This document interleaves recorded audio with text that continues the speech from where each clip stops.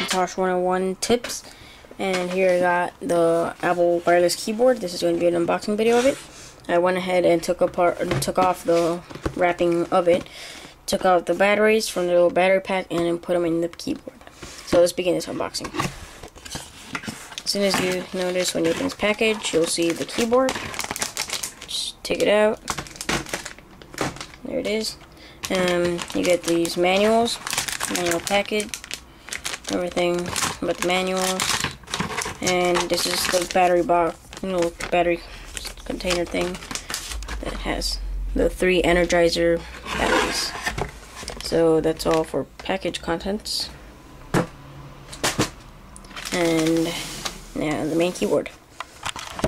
Now I'm going to take off the little plastic wrapping that comes with it. And there's the keyboard itself. So there it is. Yeah. Alright, so that's the Apple wireless keyboard. Please be sure to check out my review on this keyboard. So thanks for watching. Bye. Please remember to subscribe and rate and comment. So thanks. Bye.